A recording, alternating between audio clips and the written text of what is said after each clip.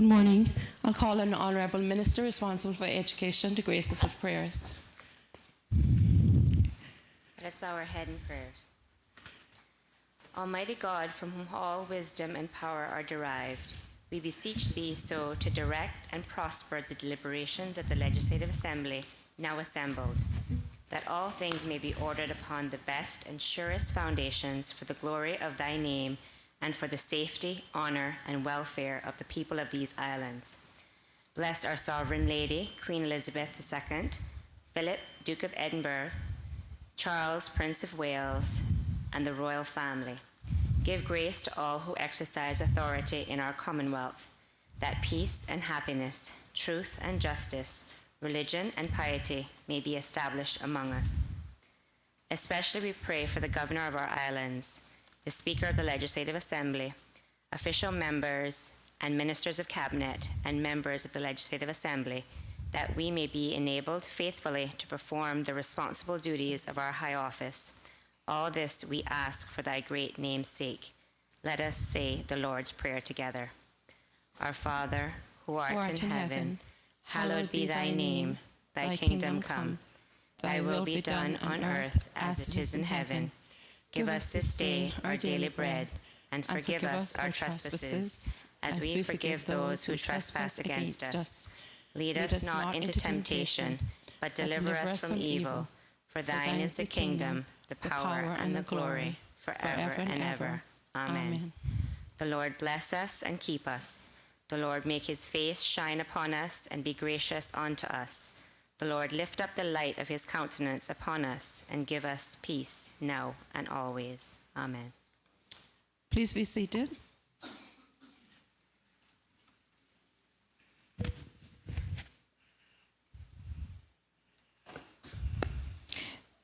Reading by the Honourable Speaker of Messages and Announcements. I have received apologies for absence for the following three members. Honourable Deputy Premier attending Investment now Cayman 24 Summit, the Caribbean Tourism Organizational Ministerial Meeting surrounding the Caribbean Week in New York City, New York. The Honourable Leader of the Opposition, the fourth elected member from the District of Bordentown and Councillor to the Ministry of Home and Community Affairs, who is ill.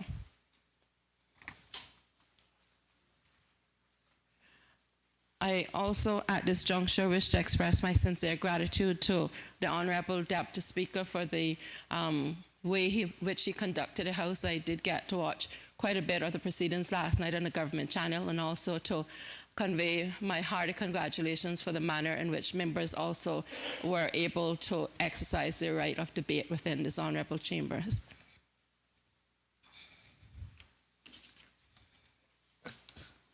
Statements by all members and ministers of the Cabinet. I have not received any indication as to statements for this morning. Government business, bills, second reading, the appropriation, July 2014 to June 2015, Bill 2014, continuation of debate on the budget address and the throne speech, together with the government's policy statement. We're in the second reading of the appropriation, July 2014 to June 2015, Bill 2014. We are hereby now continuing the debate on the budget address and throne speech, together with the government policy statement. Does any other member wish to speak? I recognize the Honourable Deputy Governor. Good morning, Madam Speaker. Thank you. And we want to welcome you home, and we're glad to have you back with us, and we hope that you had an enjoyable trip. Madam Speaker, I too wish to congratulate Her Excellency the Governor, the Honourable Premier, and Honourable Minister of Finance for their excellent speeches last Monday. I think they all did a fantastic job and made us very proud. Madam Speaker, during this year's budget deliberations, the size and cost of the civil service has attracted considerable scrutiny. While this is expected, given the significant portion of the overall budget that is comprised of personnel cost, it would be overly simplistic to view the civil service only as a line item of expenditure. Madam Speaker, the Premier recognized this fact in his address on Monday And I again wish to record my thanks to the Premier and his elected colleagues for the ex gratia payment awarded to civil servants, which is equivalent to 2.5% of their annual salary. Madam Speaker, this payment not only rewards civil servants for their excellent performance during this financial year, but drives the right behavior in terms of providing an incentive to keep the cost of the service down. Madam Speaker, many civil servants has approached me and asked me to pass on their thanks. Some of them wanted to write to the Premier and Minister of Finance and elected members personally, but they were a bit hesitant because of protocol. But I do wish to, again, reiterate our thanks to our elected leaders. Madam Speaker, the men and women who dedicate their careers to the public service do so amidst significant challenges. The volume, complexity, and regulatory standards that must be met have been increasing at a rate faster than the public purse can keep pace with. As a result, many agencies are undercapitalized for the optimum delivery of services. Notwithstanding these challenges, like governments around the globe, the Cayman Islands Civil Service has responded to harsh economic realities. In 2008, during the global economic crisis, the Civil Service adopted a recruitment moratorium to centralize the approvals of all hiring. Since that time, the Civil Service achieved a headcount reduction of more than 200 persons. This was achieved, Madam Speaker, even as service levels have increased in some areas, such as policing. Madam Speaker, through the moratorium process, chief officers and managers across the service have been required to realize HR savings. In addition to the recruitment moratorium, numerous austerity measures were adopted, including a freeze on all within-grade increases, restrictions on the payment of acting, housing, and settlement allowances, and imposition of less favorable post-retirement employment packages, to name just a few. These austerity measures and efforts to defer or avoid altogether the filling of non-essential posts have correlated into significant financial savings. During the past financial year, total HR savings exceeded 11 million when compared to the original appropriation that year. Similarly, this year, HR costs are projected to fall well below budget. As the Premier has previously discussed, this financial performance has come with sacrifice on the part of our staff and equally sometimes with added patience and goodwill on the part of our customers, and we all agree is not sustainable. The gradual headcount reductions have taken place through natural attrition, which is an effective but imprecise tool cutting into muscle as well as fat. We all recognize the need to better define core government services and to engage with the private sector for alternative service delivery of non-core services. With that in mind, Madam Speaker, I, along with a talented team of senior civil servants and elected members of the government, are leading the process to rationalize the public service. In plain language, this process is meant to give us a fresh look at what size the civil service should be in the future after other opportunities for appropriate service delivery have been identified.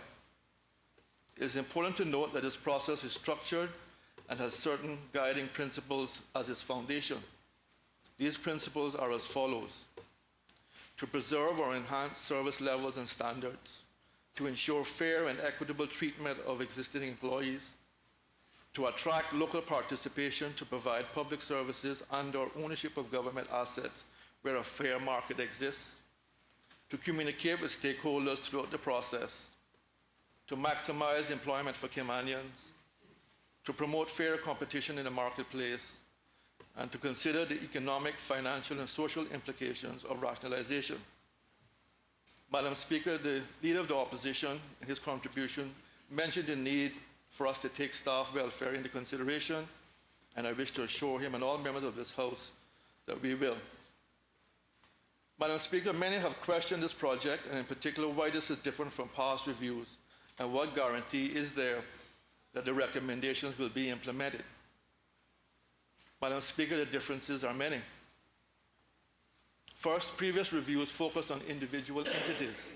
This review encompasses the entire public sector. Also, Madam Speaker, the key decision makers are different. There's a joined-up approach between the civil service and the elected government. Both the Premier and I have committed to seeing this project through, and we have witnessed tremendous support from all elected members of the government and senior civil servants. Additionally, this joined-up approach includes for the first time an elected member is part of our steering committee. And Madam Speaker, I wish to thank Councillor Connolly for agreeing to serve on the steering committee and for his drive and commitment to this project. Also, Madam Speaker, the consultants will provide a roadmap for implementation, which has never been done in the past.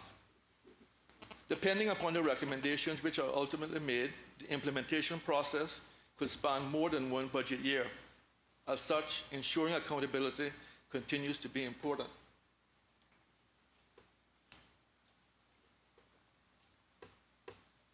Madam Speaker, much has been said about the lack of accountability in the civil service.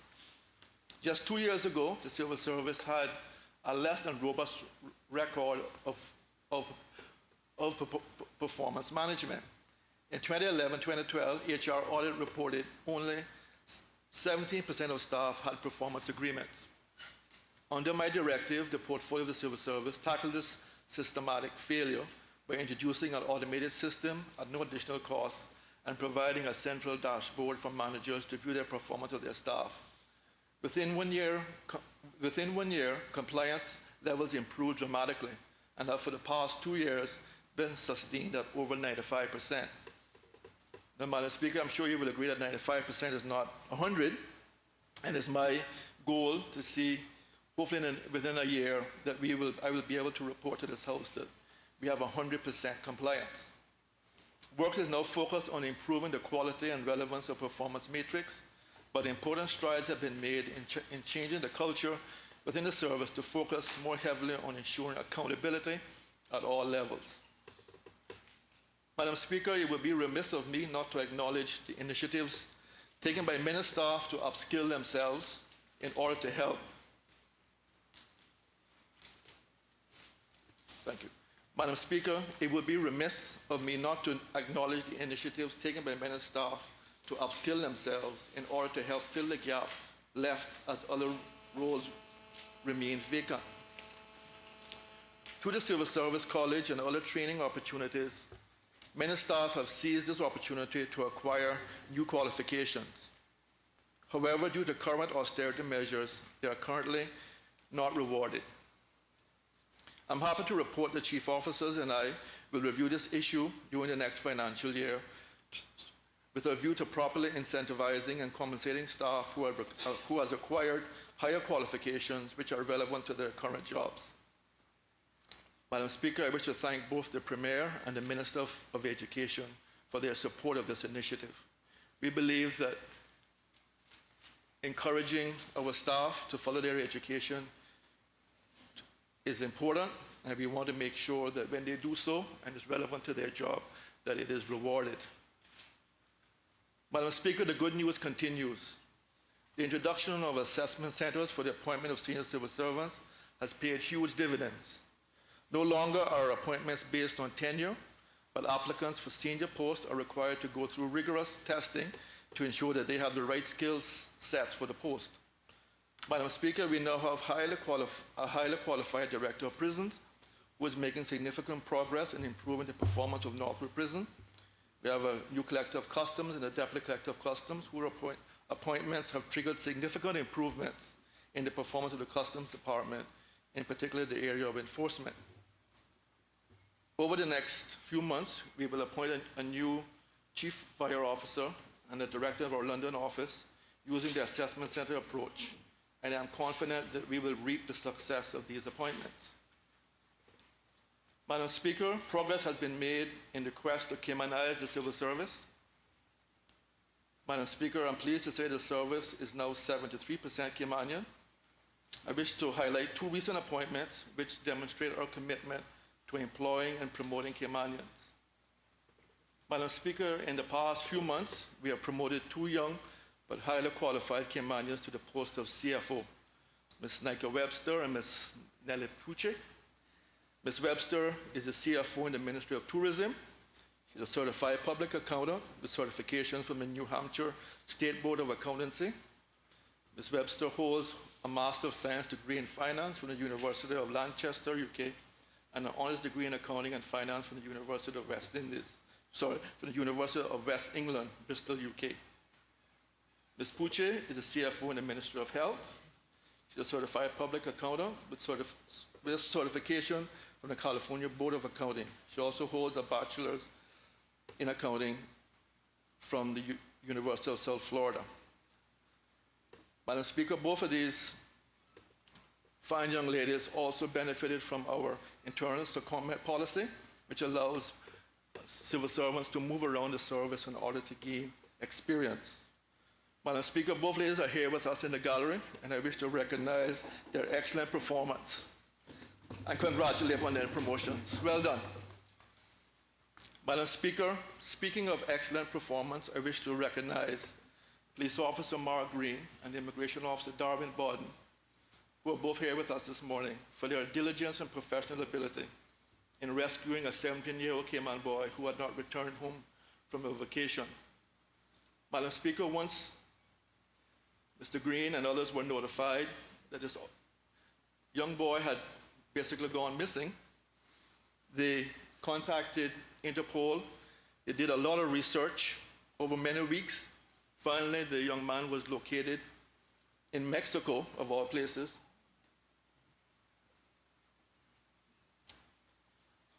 As you know, Madam Speaker, Mexico has a reputation for violence. But despite all of this, these officers traveled to Mexico. They were aided by the British Embassy over there. I want to thank our former Governor Taylor, who was the ambassador over there, for helping to make the officers' visit as beneficial as possible. But Madam Speaker, these two officers traveled to a remote area in Mexico, found a young man at considerable risk to themselves, found a young man who was living in unfavorable living conditions. They brought him back to the embassy and then later home. Madam Speaker, these two officers really demonstrates what is good in the civil service, in the immigration department, in the police, and that they risk their personal safety to rescue a young Caymanian boy. I'm very proud of both officers, and they should be recognized for their bravery. Thank you.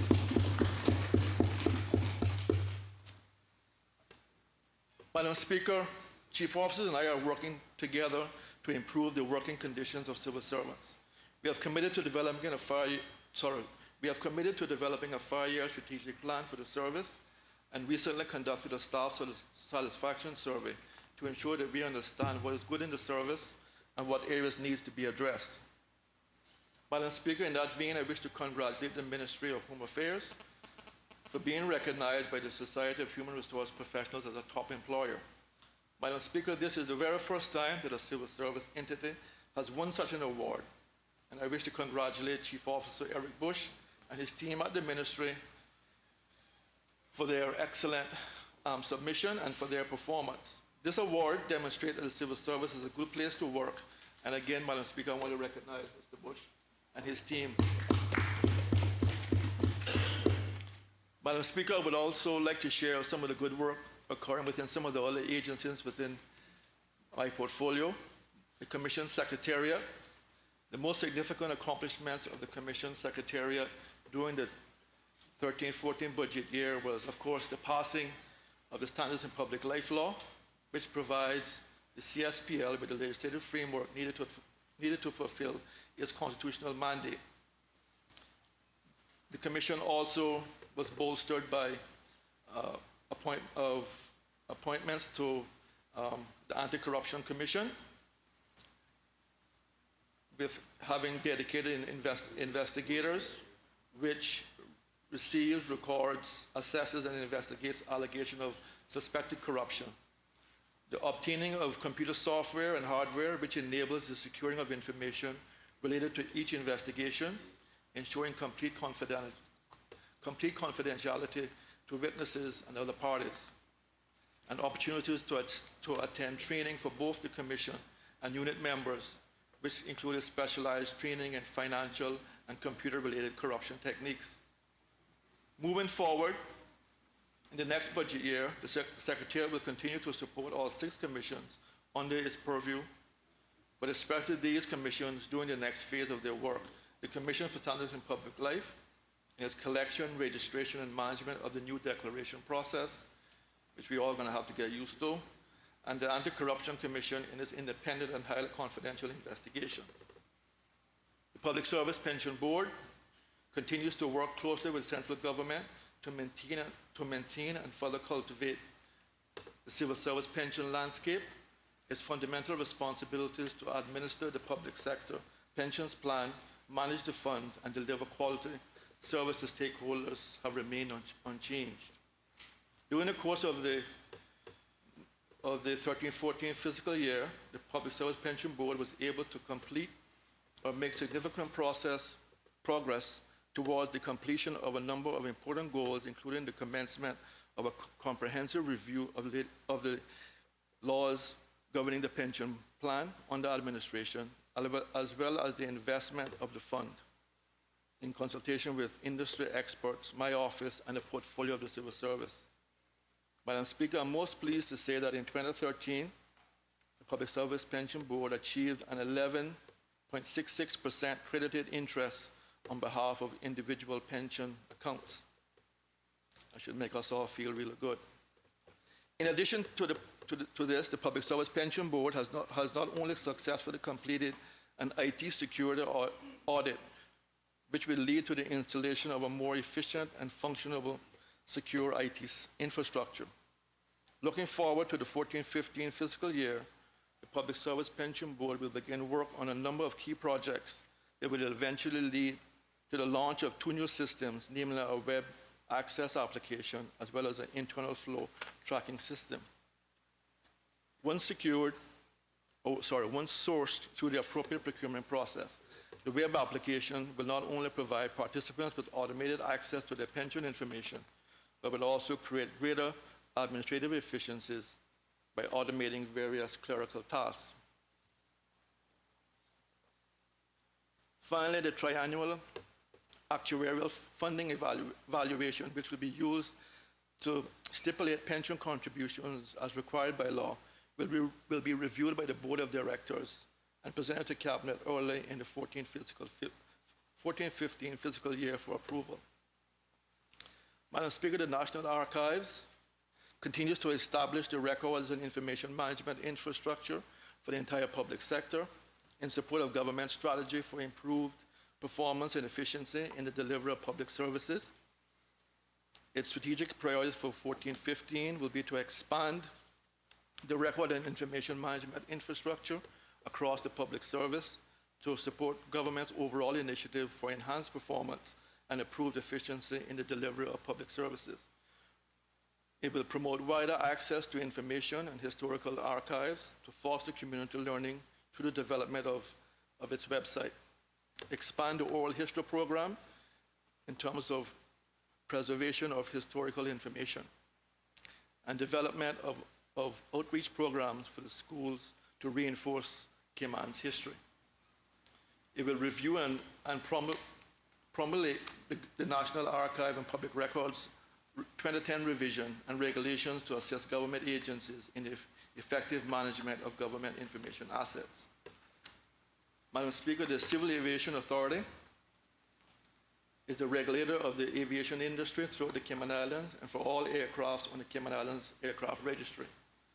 The CAA-CI has maintained its status as a fully designated regulator of the Cayman Islands aviation industry as recommended by the Air Safety Support International, the UK agency that was established to ensure the UK overseas territories were in compliance with the standards and recommended practices of the International Civil Aviation Organization.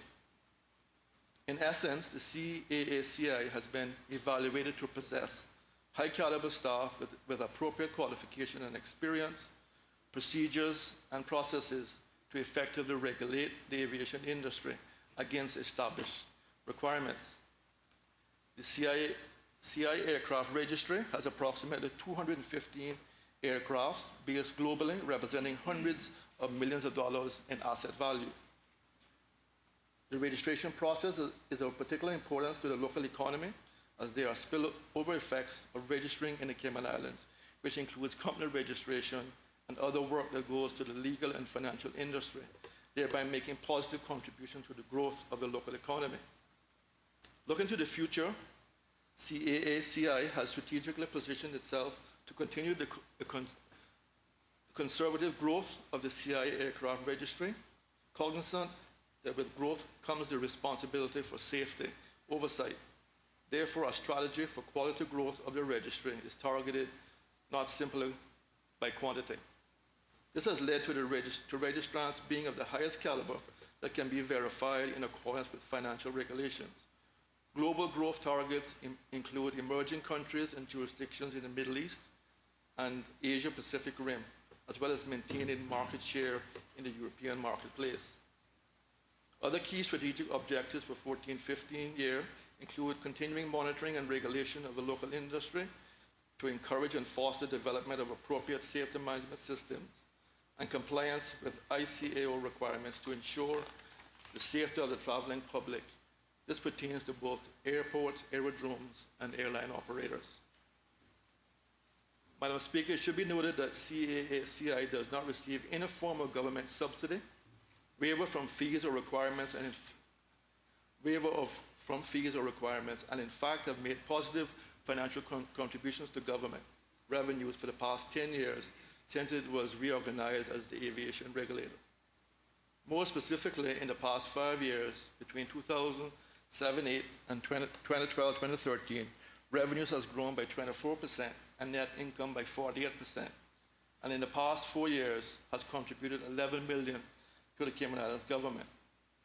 In this regard, the CAACI undertakes to review its policies and procedures in order to maintain its leadership position.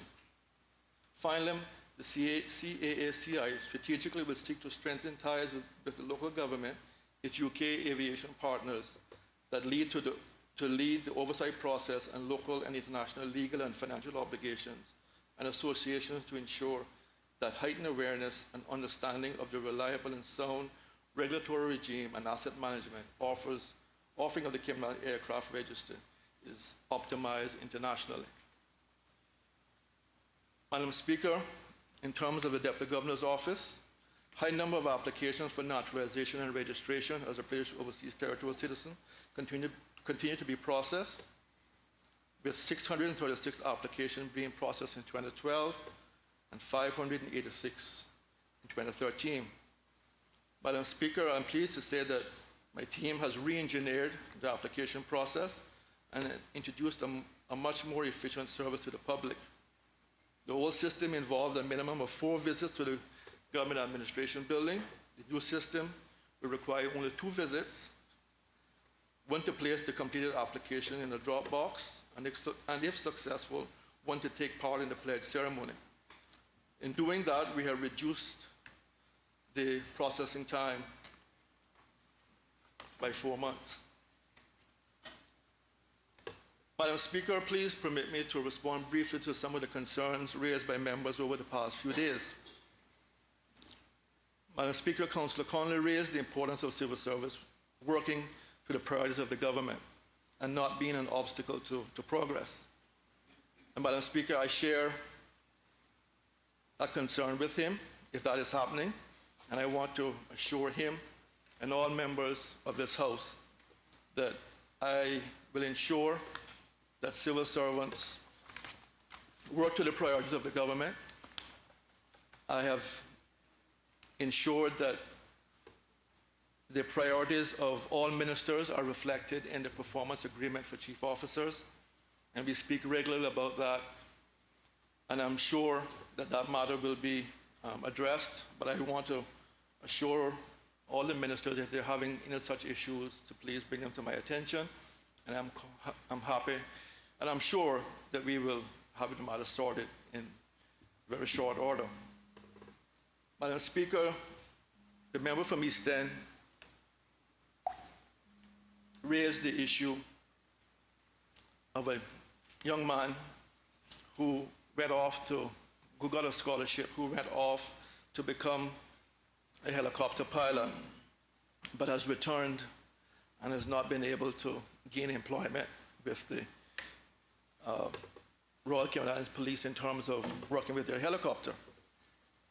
And he did say that he believed the civil servants were not doing enough to support this young man. Madam Speaker, I don't want to drag this out too much, but I do want to say that given the matter a lot of thought and ask myself what exactly did we do wrong. If you look back at it, maybe where things went wrong was when we gave the gentleman, the young man, a scholarship. Perhaps the first things that should have been done was the young man should have been sent over to the RCIP, met with the Commissioner of Police and said, I want to be a helicopter pilot, what do I have to do? If that had been done, he would have been told, that we are now telling him now, is that helicopter pilots are recruited from the armed forces, that the pilots that we have engaged here have that background. They have, in some cases, thousands of hours of experience, and we would have set him on the right path. That did not happen, unfortunately. I do want to say that ministers have brought this matter to my attention, Minister Archer, Minister Borden.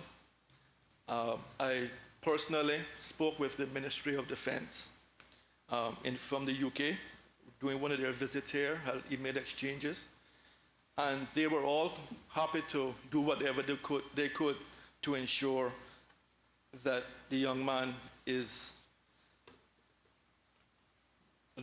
given the necessary training and support to realize his dreams. The member from East End did say that he had applied to the UK Armed Forces and was waiting a response. But I do believe, Madam Speaker, that we will get this right, that we will support the young man, and one day, God's willing, we'll go to the airport and watch this young man take off in a police helicopter. I don't think anything would make us less proud as we see so many of our young men who have been successful pilots in Cayman Airways. I'm sure all of us are very proud when we get on to Cayman Airways and we see our young Caymanians flying the planes. And I think one day we will see a Caymanian flying our helicopter. But there's a process that must be followed, and I'm sure that we will get that right at the end. Madam Speaker, there's also been an issue of the JP training. I think it was the first time I got sort of beat up for providing training. But this wasn't something that we decided to do overnight. The genesis of this was a court case where the Grand Court judge determined that a search warrant had not been properly signed by a JP. And there were claims of damages against the government. Now, we could have done nothing, and we could have had further claims. We presented the matter to the elected leaders. We agreed on a way forward, and we decided to commence the training. I think the training has gone very well. I just want to read an email that I got from one of the participants. He said, I feel compelled to let you know how pleased I was to have been able to participate in the above training, which you arranged for all justices of the peace. Coming as it did in the wake of the court case, it was most timely, and I learned a great deal. You're also to be congratulated on your choice of the two trainers. Both of them did a first-class job in making the material interesting and comprehensible. The handbook, which we have all been given, has a double merit of being full of helpful information and also for being user-friendly. All in all, the training was an outstanding success. Madam Speaker, the members did have a point in terms of why are we training lawyers when we exempted lawyers from the No Republic training requirement. That is a fair point. Although we've got other feedback as well, and we will incorporate that into the regulations that are being drafted, which we'll present to the government. But it was, in my opinion, a very successful training. I went through it. I learned a great deal. The last time I had been trained was probably 4 years ago. So I think we all benefit from time to time from refresher training. Madam Speaker, I just want to spend a few minutes talking about good governance. We're very fortunate we don't really hear that word anymore because things are going quite well in that area. But Madam Speaker, concerns have been raised about the process being used by the government to deliver projects such as the port development and the waste management facility. It's really the first time that I have seen in a very long time where the government is being criticized for following established best practice. People are saying the government should just get on with it. I don't agree with that, Madam Speaker. The government is following a process, following what is set out in the FFR. Civil servants are working very closely with them. We have made significant process in terms of developing the strategic outline cases for the airport, seaport, and the waste management facility. It's been, in my view, a textbook example of civil servants and elected leaders working together. And yes, it's going to cost money, but money that we spend at the beginning of the process is going to save us spending it at the end if we get it wrong. Too often we have seen where things were started off badly and of course ended badly. The money you spend on developing plans for your home, getting a good architect, making sure the land is good for your home, will ensure that you will probably get a good home at the end. Well, not probably, but you will. So I don't understand why the government is being criticized for this. I think they're doing a fantastic job in that area, and I want to encourage them to stick with the process, and civil servants will ensure that we work with you, and you will the country will get an excellent product at the end.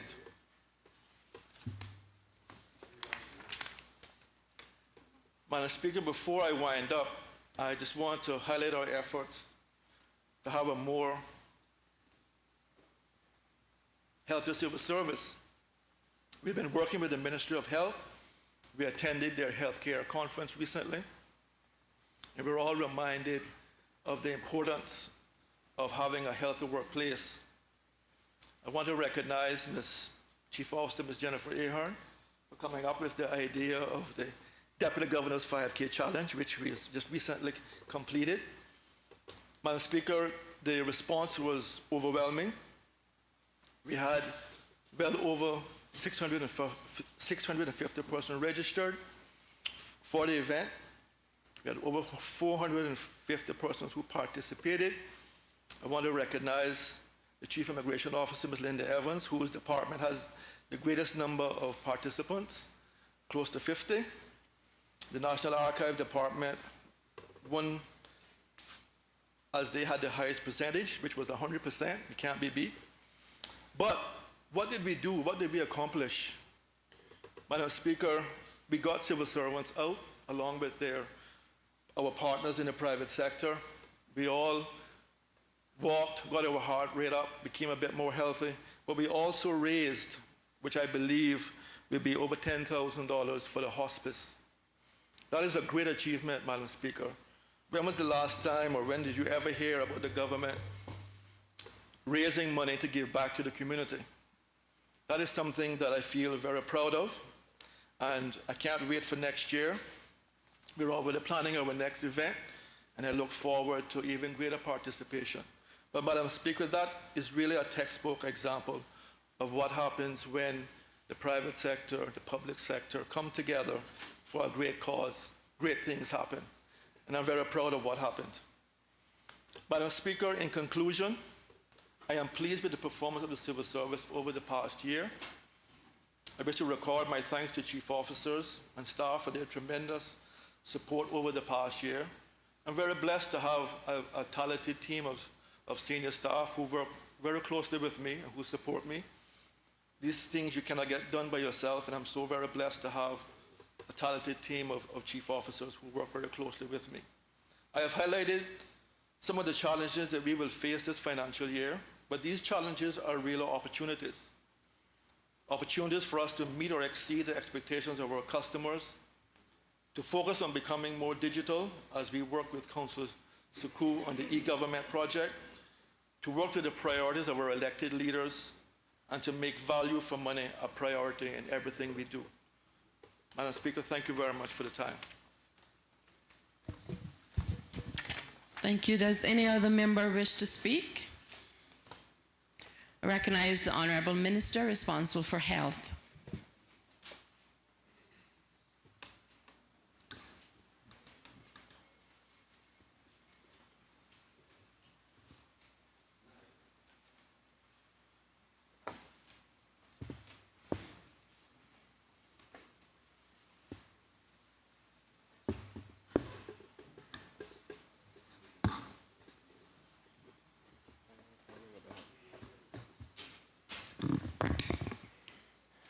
Thank you, Madam Speaker.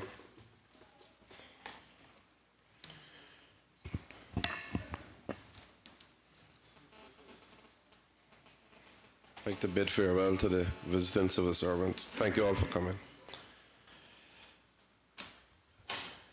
Madam Speaker, first I'd like to join the Deputy Governor and welcome you back after a while away from our shores. Trust you had a productive and obviously safe travels. It's good to have you back, and your deputy made you proud. Madam Speaker, I joined my colleagues who have spoken before in this contribution to the throne speech and budget address given earlier by Her Excellency and by my colleague, the Minister of Finance, and the Premier in his policy statement. Madam Speaker, it gives me great pride being back here over the past year and knowing what we inherited and where we are today. It hasn't been easy, and I know you know because you were Premier just before we took over, and you know the situation, the finance situation that these islands are in, the relationship with the UK, with an embattled former Premier, the strain that has been put upon us by the FFR, which is certainly necessary, but brings its own hardship. We have been asked, and it's not just the members here, but the entire civil service, to do more with less. And that's not always easy when things have been, as it were, flowing, and you basically were not under the pressures that you're under with a very, very tight budget. So the team, the civil servant team, along with the Minister of Finance, worked and worked and worked. We in the cabinet and elected members in the government worked side by side with them, long hours, trying to come up with something that was palatable, something that would add value in the coming year and years to these islands, while working within the framework of fiscal responsibility. I want to pay tribute, great tribute, to the finance minister's team. They are a bunch of able, hard-working individuals, and they give unselfishly, long hours away from home and family, to provide and produce what we see here today in these booklets. Large documents from what the budget used to be, when I remember a little tiny annual plan and estimates, and the purchase agreements and everything else that are now produced. It's easy to criticize, but Madam Speaker, a lot of work goes into preparing this, and those folks deserve recognition, ably led by the Finance Minister and the Financial Secretary.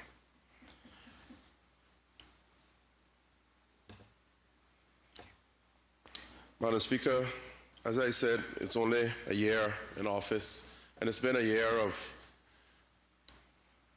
sifting through, consolidating, and finding a way forward to implement our policies. It's not easy. People think that you get elected and you basically come in and the country just continues and the plans continue and the policies continue.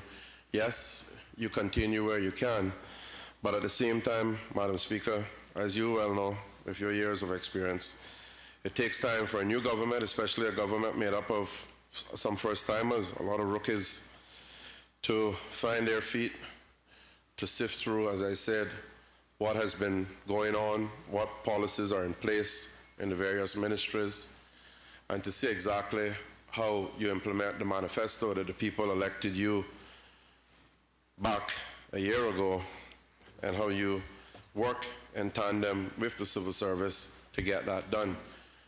Happy to hear the Deputy Governor commit his and the civil servant support, and we have seen this, Madam Speaker. We've had some very good relationships formed in a short time. I think the relationship with the UK is as good as it's ever been right now.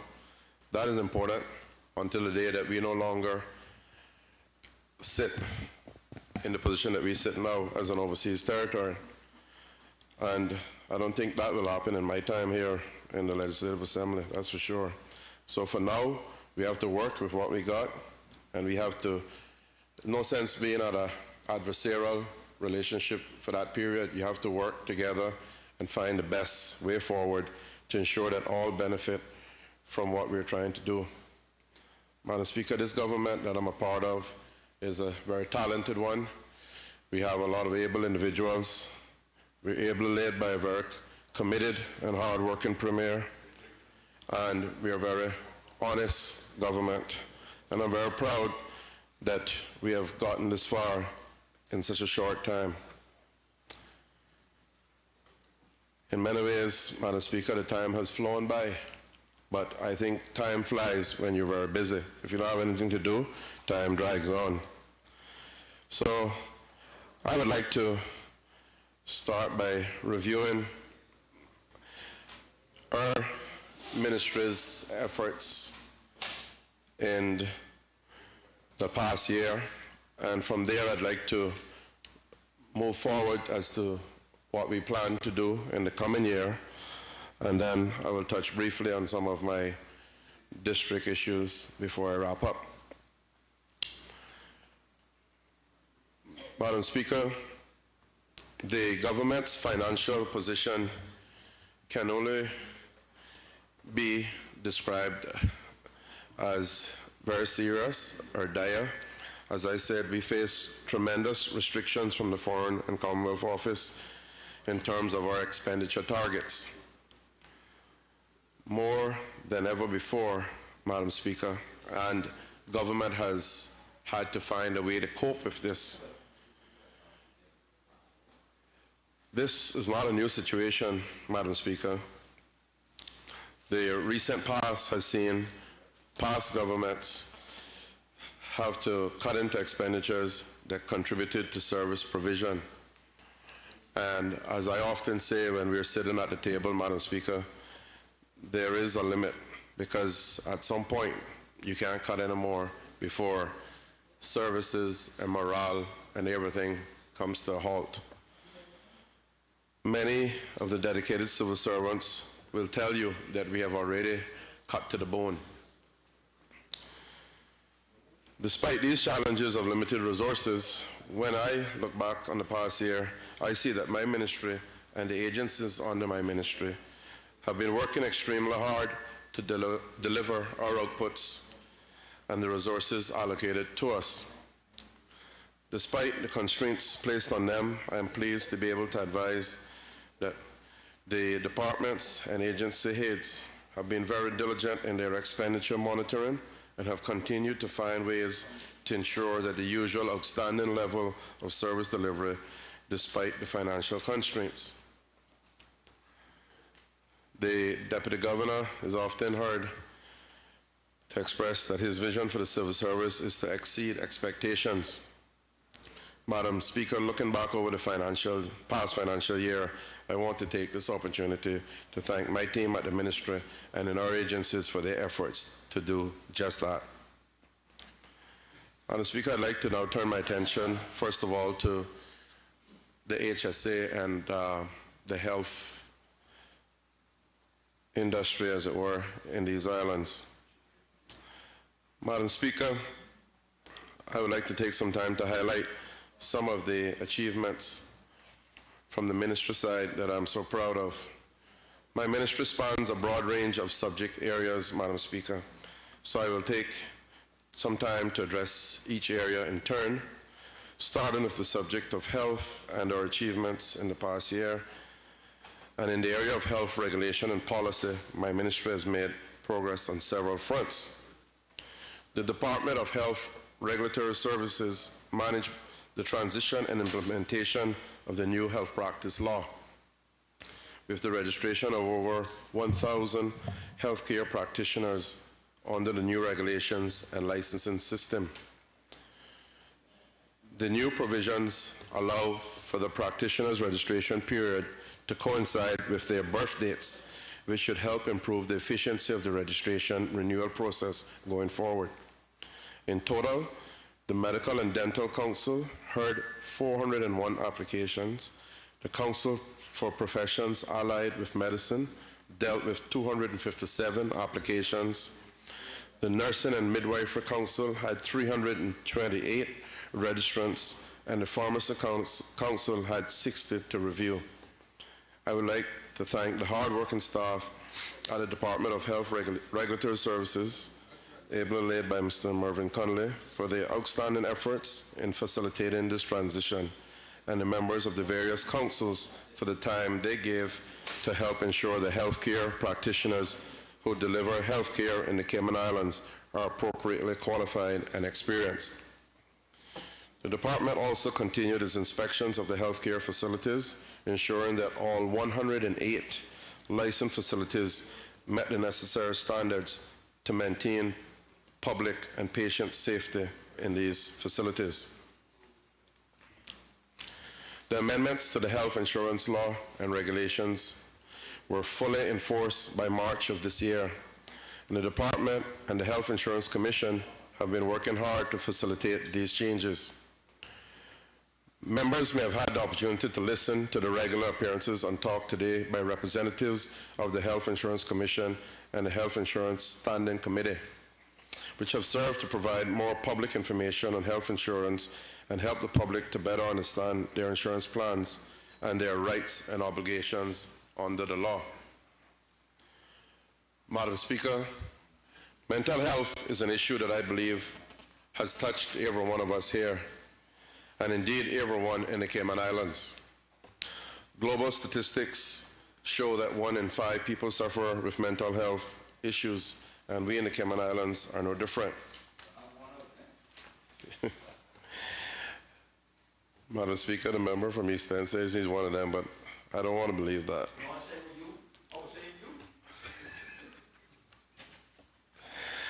I'm pleased to report, Madam Speaker, that the inaugural Mental Health Commission was appointed this year, and they have been meeting on a regular basis to address the many important issues around mental health in the Cayman Islands. Established under the Mental Health Commission Law 2013, the 9-member commission is chaired by Dr. Mark Lockhart and has a broad mandate regarding mental health in the Cayman Islands. I'm confident that the work they do and the advice they give to my ministry will help to provide all aspects of mental health in the Cayman Islands, to improve all aspects of mental health in the Cayman Islands. As members will hopefully be aware, Madam Speaker, our national vision for health is health and well-being for all in the Cayman Islands. We recognize that everyone has a role in helping us to achieve this national vision, and one of the central themes is the importance of prevention and wellness and individual responsibility to make lifestyle changes to achieve optimal health and well-being. Madam Speaker, our National Healthcare Conference in October focused on workplace wellness, and identifying how each of the stakeholders might better facilitate their employees and their families embracing more active, healthier lifestyles. I am very pleased to report, Madam Speaker, that we have seen some tangible outcomes from that conference, where employers and employees have taken steps to get moving and improve their own health. Some small steps, Madam Speaker, that I'm confident will result in big benefits down the road. We just heard the Deputy Governor in his contribution speak to the Deputy Governor's 5K recently held Sunday gone a week. And that is certainly something that we can all be proud of. There were some 500 attendees at that event. In the evenings at the government building, there's a running and walking club that's been operational since this year, and we've seen more and more people getting out and taking a more active interest in their health. Madam Speaker, if we can do this, half the battle would have been won, and I think that after the healthcare conference, the challenge I laid down when I spoke was for us to take an active role in our own health. My own self, I embarked on some weight loss, and I was quite successful until Easter, and then it started backing up on me, but I intend to not give up. But it's important, Madam Speaker, because we all know that many of the non-communicable diseases that we suffer from in these islands are due to obesity and just poor health, poor habits.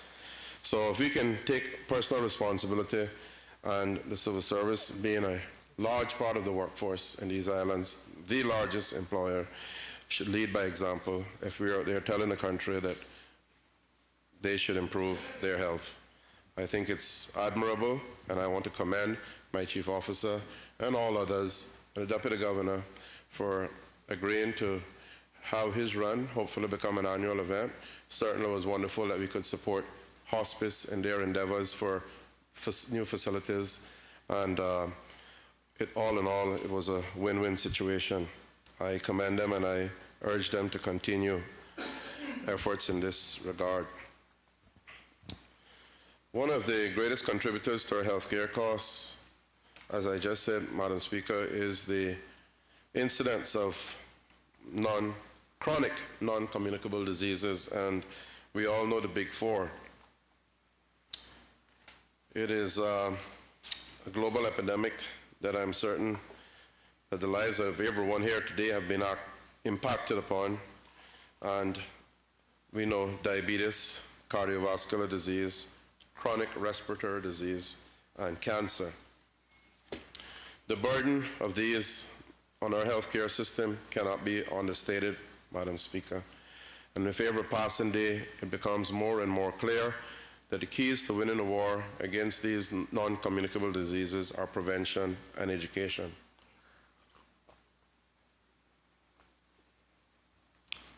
Madam Speaker, any good strategist will tell you that the surest way to victory is to know your enemy. With this in mind, we have been working on drafting legislation to make it mandatory for cancer to be reported in the Cayman Islands Cancer Registry, so that we can get some robust data regarding the incidence of cancer in the Cayman Islands. We often hear the cry and the lament in the community, Madam Speaker, of the amount of people. It almost as if that a lot of people feel that the incidence of cancer in Cayman is too high and there's something causing it. We've heard it for a long time. But we cannot determine if this is fact or perception until we do what we have to do to get the right information. Armed with this information, Madam Speaker, we will be better able to target our resources to ensure that we are making the greatest impact in terms of prevention, and the data will also help guide us to make appropriate investments for treatment and care. I plan to bring to this legislation to this Honorable House in the near future, Madam Speaker, and that is only possible because of the work that has gone in this past year. The Health Services Authority also had a very productive year in 2013-14. This past year saw the arrival of a new ambulance recently, the launch of an internship program for newly trained physicians, staff training in the HSA's updated core values, and the launch of their very own 90-day workplace wellness challenge. So you see, it's catching on, Madam Speaker. The HSA embarked on several capital improvements, some of which were completed in 13-14. The new dialysis wing, which was open. The new chemotherapy unit is being constructed in partnership with the Cayman Islands Cancer Society and is almost complete. And the renovations to the MRI wing will be completed in the next few weeks, at which time a 3.0 Tesla MRI will be available to the people of the Cayman Islands. We know that for a long time, the situation there has been a temporary one with an arrangement with Chrissy Tomlinson's hospital, with the MRI being housed outside in a trailer. And that has served there now for some time, but hopefully the permanent MRI for the hospital will be in place soon, and we can get rid of some of the complaints that were associated with not having our own. The DNA and toxicology lab at the HSA had a successful international assessment to retain its accreditation, and work on the replacement backup generator for the Georgetown Hospital is nearing completion. Madam Speaker, in addition to the Department of Health Regulatory Services and the Health Services Authority, my ministry has two other health-related agencies, the Department of Environmental Health and the Mosquito Research and Control Unit, better known as MRCU. In the 2013-14 financial year, the MRCU worked hard to continue to provide its usual outstanding level of service, despite the resource constraints in the terms of reduced staff and budget. They finally moved into their new purpose-built hangar, where for the first time, they're able to house both aircraft in a secure and protective environment. This new facility also includes a pesticide storage facility and purpose-built workshops for maintenance of the aircraft. Having lost the original hangar after Hurricane Ivan, the MRCU aircraft section has been providing their critical service in less than ideal conditions for many years. I would like to applaud the dedicated staff of MRCU and who did whatever it took to ensure that the necessary safety and maintenance standards were maintained despite the facility challenges they face. The director, Mr. Bill Petrie, and his staff work extremely hard there under sometimes difficult conditions, Madam Speaker, to get us much needed data and information in treating and dealing with the pesky little creatures that are mosquitoes in these islands. And they should be commended because while many of us sit in wonderful air-conditioned homes and offices, they are out there in the swamps getting bit and in the dikes and doing their work and sitting down and counting these mosquitoes that are caught in traps.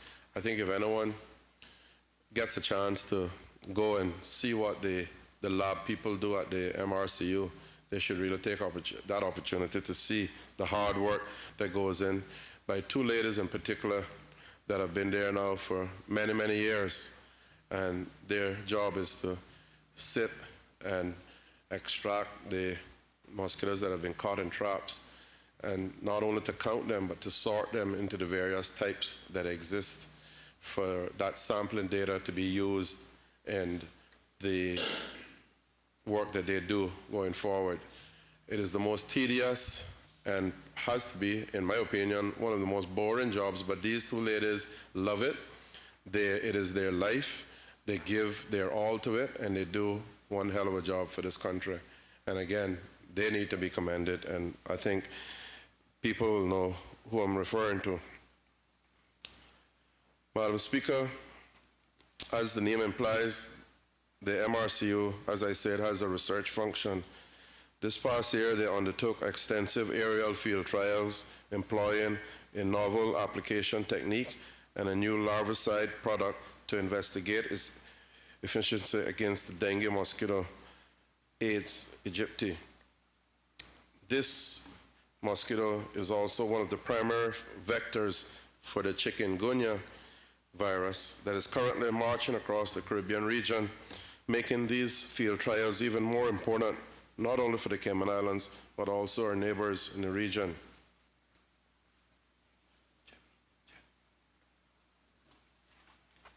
Excuse me, Madam Speaker.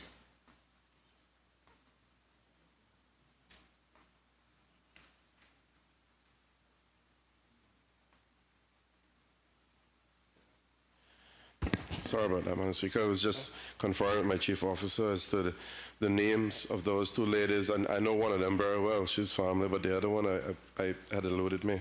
But the two ladies I was referring to that work there at MRCU that I would like to name out is Mrs. Nellie McCoy and Mrs. Oila Banks, that, as I say, sit there day in and day out. And I don't even think they're wearing glasses yet. I don't know how they do it. And count and sort mosquitoes on a daily basis.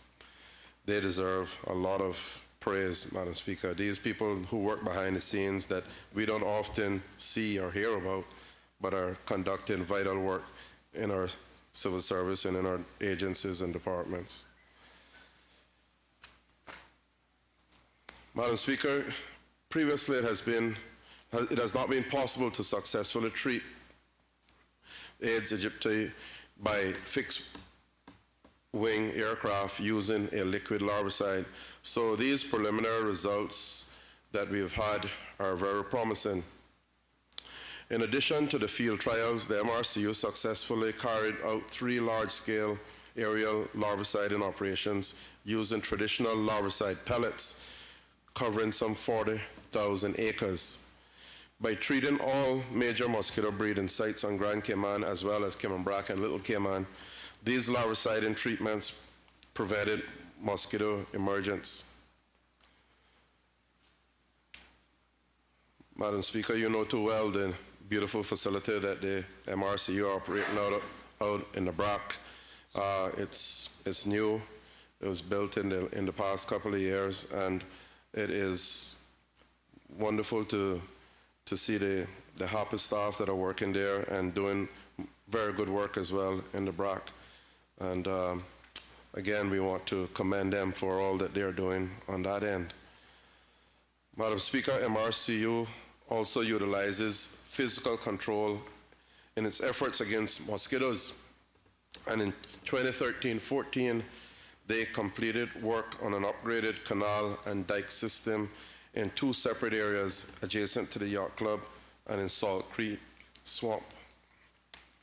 These enhancements to the physical control system were undertaken since the construction of the new bypass road and will help to ensure these areas do not become prone to flooding and therefore mosquito breeding. Of course, Madam Speaker, the familiar fogging trucks which conduct the evening adulticide fogging were still active, and I'm sure members will agree that their familiar hum is a reminder of the good work the ladies and gentlemen at the MRCU do to enhance our quality of life. It wasn't long ago when, in relative terms, that these islands were known as the place that time forgot and mosquito-ridden and turtle-inhabited. I think we've come a long way, and we've come a long way because largely in part of the work done in the eradication or the control of mosquitoes, and people like Dr. Gigliola who came to these islands and plodded through the swamps and took the bites and took the hard life, but certainly left a mark and made a difference for us to be able to welcome tourists and others to these islands in a very comfortable environment. I grew up with a smoke pan, and I know many of us, I don't think there's anyone in this house, maybe one or two, that don't remember those days, and can tell you, when evening came, you couldn't wait to get inside. These days, you want to go out. So, again, thanks to all the work that is done in controlling and eradicating and protecting us. we see how little the small incidence of mosquito diseases that we have in these islands when you hear about others that are suffering so much. So it means that we are doing extremely good work.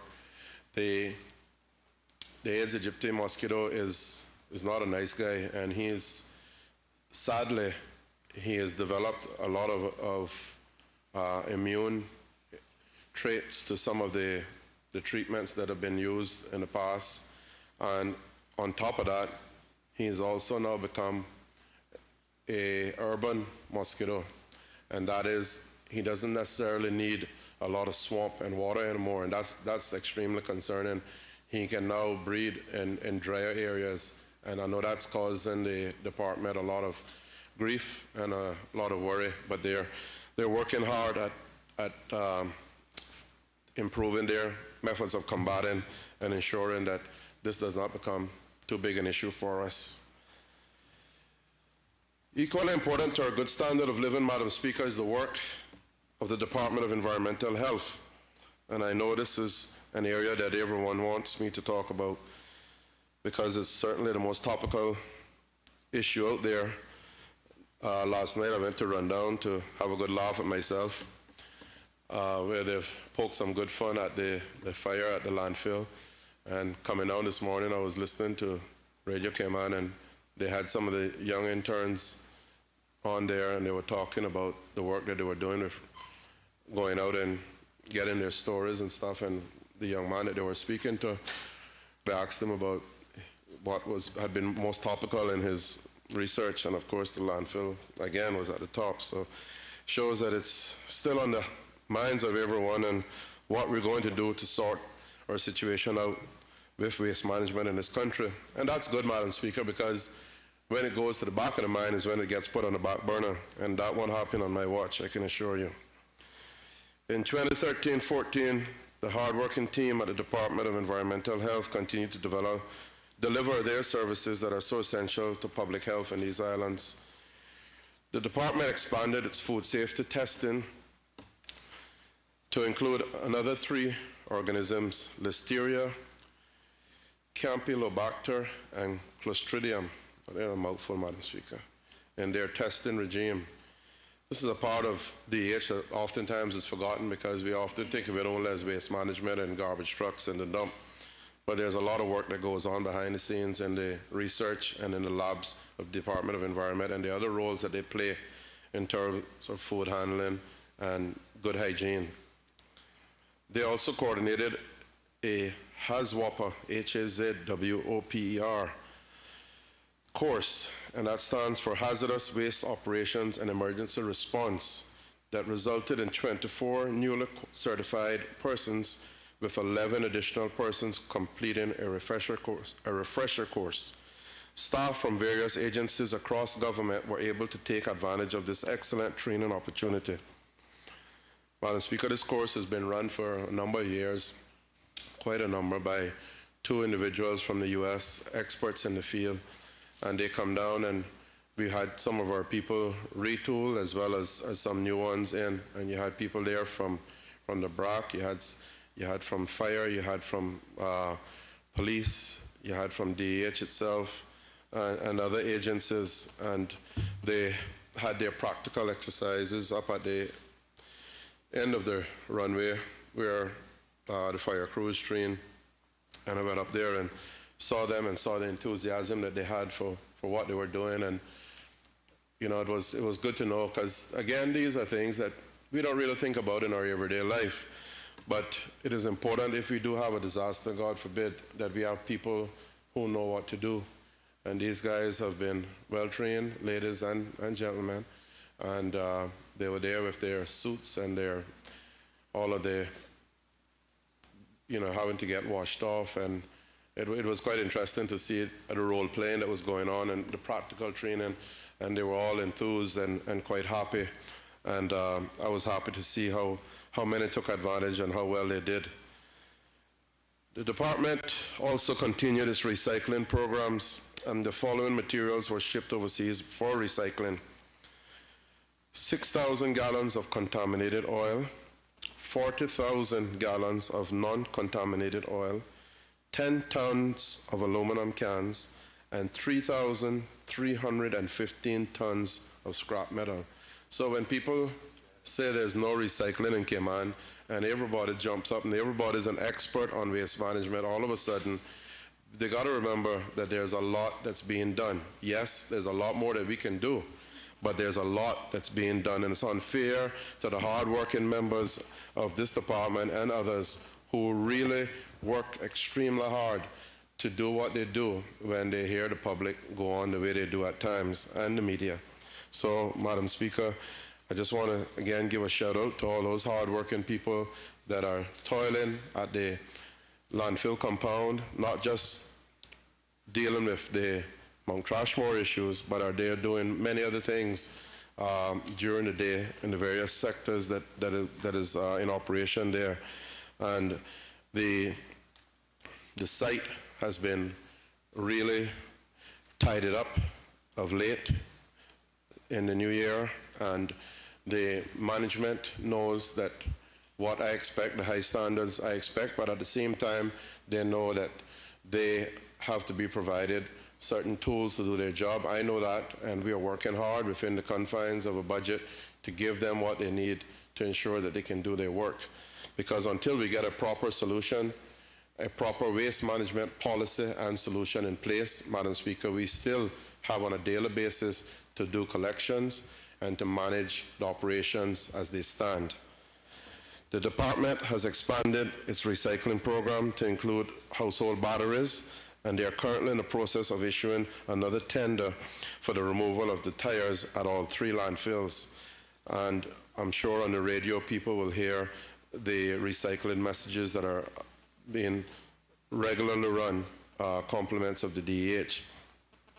The main difference in this tender for the used tires, Madam Speaker, will be the fact that the tires will be free of charge and they can be processed on or off island, which should be hopefully make it a lot more attractive, as we've had a couple of tenders already on this, and both times we have not had any real interest. And I think it was because the fact that we were looking to make something from the used tires, as well as there was a restriction that no processing could take place on island. So when I looked at it, I suggested to the team that we make those changes, and as far as I know, the new tender should come out with those changes in place. Madam Speaker, you will recall that we had 2 fires at the Georgetown landfill over the past year. I am pleased to report that the department has taken steps to improve the fire prevention and fire response measures at the Georgetown landfill, including the installation of 6 additional fire wells around the site and the ordering of a standalone firefighting pump. My ministry is also in the process of tendering for much-needed replacement equipment for the landfill, as much of the current equipment is beyond its useful life and is proven incredibly difficult to maintain and keep in operation.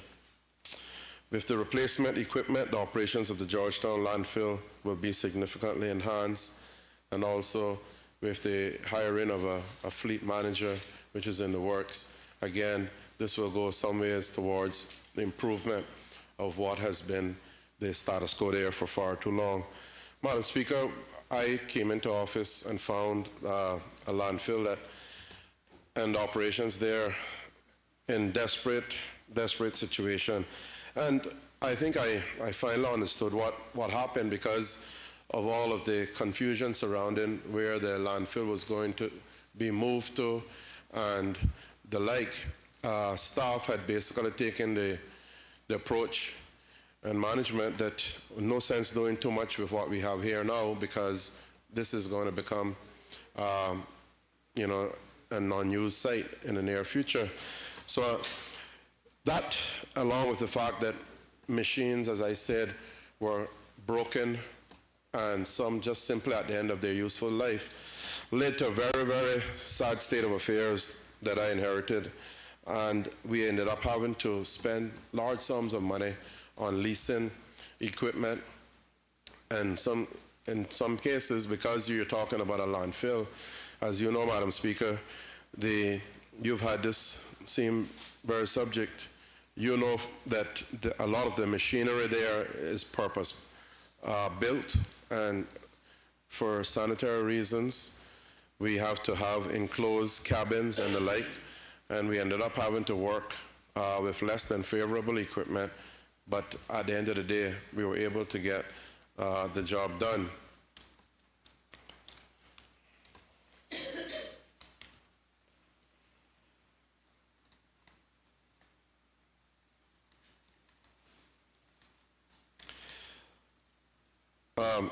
Madam Speaker, the same applied, I guess, to a lesser extent to the BRAC landfill. Again, we don't have the necessary equipment there, and ended up with fires in the BRAC as well. One of the major, most important pieces of equipment that any landfill needs is a compactor. And we have two broken compactors. One is at the end of its useful life. The other is what it's going to take to fix it. It appears that it's just simply not worth it. So as a result of this, Madam Speaker, when you cannot compact your landfill and then line it, you end up being very prone to fires because you have tons of garbage sitting there that is, we have to remember, Madam Speaker, that we take in somewhere in the region of 230, 240 tons of garbage a day to that landfill. In the BRAC, we're taking in another 10, 15 tons. Little Cayman is minuscule compared. But this is a lot of stuff that is coming in on a daily basis. I don't think sometimes people realize just how much, and some of that should not be going into the landfill once we get the right system in place, but that's another story. That will come out of the waste management policy that we're working on. But when you get all of this stuff going in, and a lot of it is fire hazardous material, you end up with a high risk of having landfill fires. Landfill fires are not nice, Madam Speaker. They can be very toxic. They can be very difficult to control. The last fire we had at the landfill was a deep-seated fire, meaning that it was burning deep down, and that was because, again, the lack of compaction and the lack of layering and lining of the landfill. When you don't have proper management of a landfill, you're flirting with disaster, and that is still not ideal to what it should be, but we are a long way from where we were back towards the end of last year. So we are getting there. The BRAC can rest assured that they are very much on the agenda, because there's the scrap metal as you go through the gate there on the left is pile high, and that needs to be taken out of there as soon as possible. You have your share of tires and garbage as well that all have to be properly managed. The site there is pretty much at the end of its useful life. There is a new site or land that was purchased for a new site on the bluff, and that is something that we'll have to look forward to going forward. But in the meantime, as with the Cayman landfill, we have to ensure that what we have is well looked after, equipment is well looked after. We can't have garbage trucks and excavators and compactors, whatever it is, Madam Speaker, we can't buy these things brand new, use them on a daily basis in garbage, in muck, and in dirt, not maintain them and expect them not to break. We have to, when you're going to spend $400,000 or $500,000 on one piece of equipment, Madam Speaker, that is a lot of money. And we can't have irresponsible operators, irresponsible drivers in our garbage trucks. We need to look at the whole thing and ensure that our fleet is well looked after, well maintained, and be proactive. And you will find that the cost of maintenance or cost of breakage going forward, and the inconvenience of machinery being out of service, we all know. People, you forget about it until your garbage is not moved a couple of days, and then we know how inconvenient it is when we smell and we see the flies. And some people need to be held to account, Madam Speaker, no two ways about it. We have to ensure that proper rules and procedures are put in place. We all know, we see it. We see the garbage trucks on the road, these expensive pieces of machinery that when we come here, they're beautiful, and we get to show them off, and they get out there, and you put some reckless individual in it, and you hear them, they shifting the way they do, and going in and buying in the vehicle and doing whatever they want to do, because it's not theirs, it's just a piece of machinery they're operating. We need to make sure that these people are held to account, and people who are using the heavy equipment, it's the same thing. We have to ensure that people understand this costs the country, this costs each and every one of us money, and we cannot have irresponsible operations. So there's a lot to be done, Madam Speaker, but I think that the team, the management team, has now understood clearly where we're at, what we expect, the high standards that we are expecting, and we won't let up. We will ensure that we get the right results in the end. Waste collection, as I was saying, Madam Speaker, is an area where the department has seen additions to its fleet. We've just had 3 new residential collection trucks arriving early in the year. 3 brand new machines, some cost of some $1 million. The department has been able to further enhance its service efficiency, thank God, because of these. We're still not back to where we used to be and where we need to be. We still have some areas that are suffering with collections. We have a number of commercial properties that have recently gone private because as my colleague from Georgetown, the fifth elected member from Georgetown, in his debate, referred to, and I know he has a deep passion, this is an area he has a deep passion for, and we talk regularly about. This is something that eventually we would like to see, personally, I would like to see privatized. There's no reason why this is one of those areas that we can't. After the exercise is over, I'm sure you will see a recommendation coming out of it that probably will recommend that waste collection be privatized. In most of, well, in fact, in every waste energy facility that I've visited in this past 6 months, in the year, in fact, I have seen where the collection side of things is not run by the government, but is actually privately run and much better run. And I think that although we're buying equipment now, there's no reason why if that is the case, and this does become a private run entity, why the equipment that we have now can't find ownership with whoever takes over that side of things. We have 6 additional vehicles that are currently being procured, and I think once they arrive, the department's fleet will be up to optimum levels.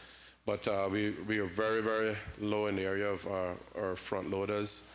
I think they're basically all just about shot or irreparable, and we have to ensure that if we're providing a service and charging people thousands of dollars for collections on the commercial side of things, that we are producing the service that is so required. If not, then we simply need to be out of the business and let someone else do it. So what we've seen, and I'm not afraid to say this, we've seen government has lost a number of commercial contracts lately to private entities who are doing, by all accounts and purposes, a very good job. So the writing is on the wall almost for this. And we certainly are right now in the process of looking at tipping fees, because you can't then turn it over to private enterprise who are going to make money and then just allow them to come and dump for free into your landfill. The way it works is that you then charge tipping fees as a private entity to come into the landfill. But that is expected by the private operators because they know full well that that's the way it works worldwide, and it certainly will be the same here. So I've just reviewed some of the tipping fees that suggestions that were put forward by the department, and hopefully in the near future we'll find a way of getting this implemented. Madam Speaker, perhaps the largest single issue facing my ministry, as I said when I got up, is the one of the procurement of an integrated solid waste management system for the Cayman Islands. As members will be aware, I have formed a steering committee to guide this important project through the steps prescribed in the framework for fiscal responsibility process. And this committee has been working diligently to move the project forward under the guidance of my Chief Officer, Mr. Hearn, as expeditiously as possible.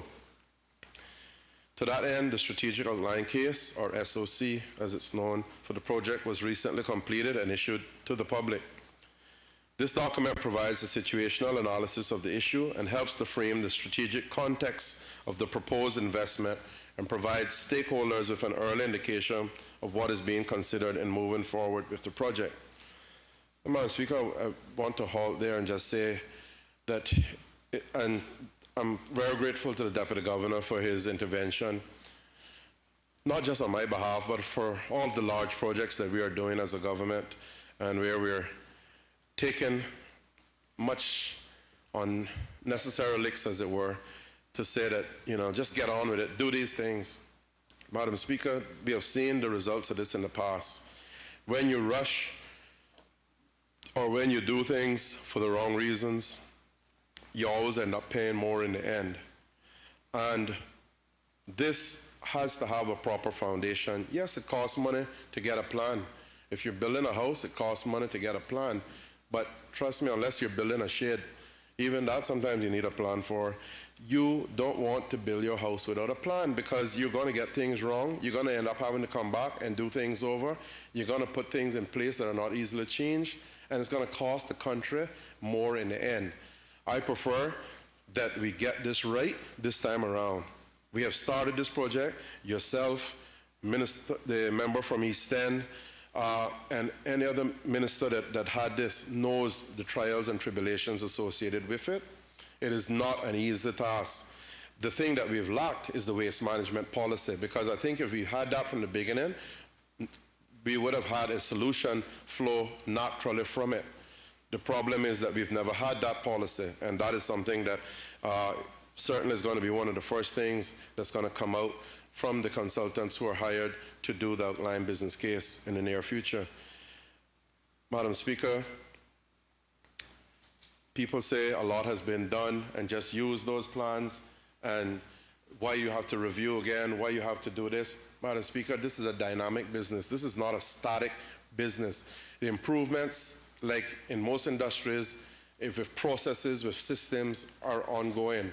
You can't just pick up something that was done years ago and run with it. You have to at least review, and trust me, the committee, the steering committee, looked at everything that was done before, and they then formed their own situational analysis. That is now in black and white. The next step is the RFP, which is, I think, almost complete.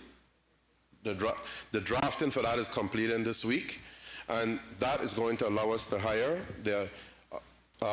the consultants to do the outline business case, which is not unlike what the port and airport has had to do, because this is what is required. This is not Oz's rules. This is not Osborne Borden's rules. This is the rules that are laid down in the FFR, which we all, I think by now, have come to understand and accept that we cannot avoid having to comply with.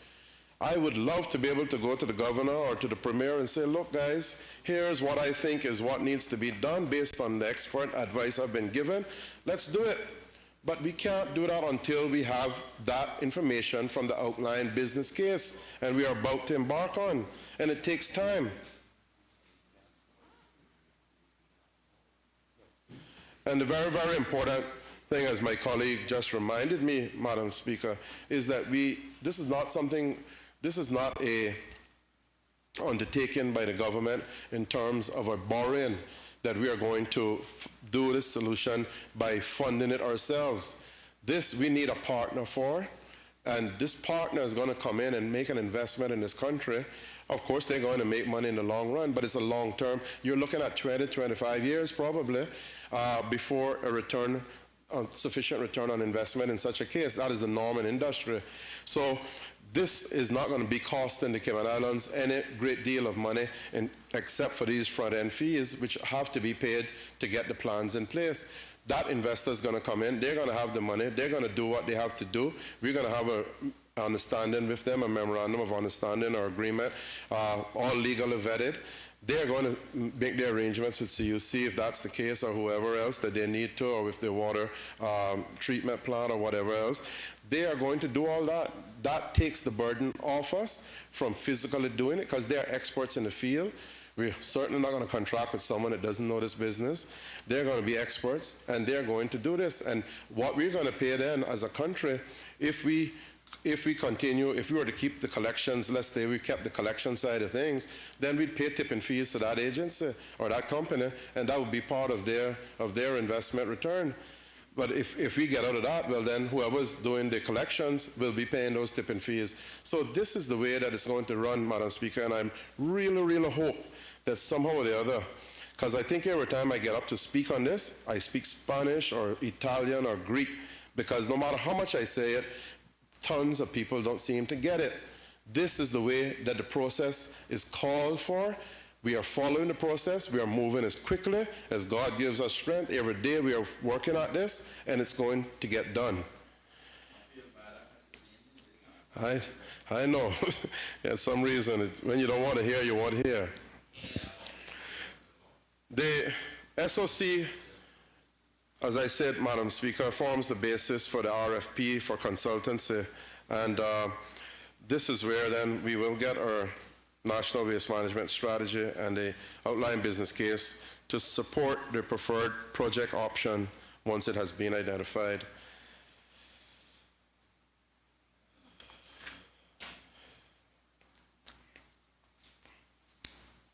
I look forward, Madam Speaker, to the day when I will be able to present this to the members of this honorable House once it is prepared. Because, Madam Speaker, this is a keep awake. This is a keep awake portfolio. You can't sleep too long when you got this on you. You got to be thinking all the time, what am I doing? Am I doing it right? Am I doing it wrong? Could we do this really quicker? And trust me, there is no way, there is no shortcut.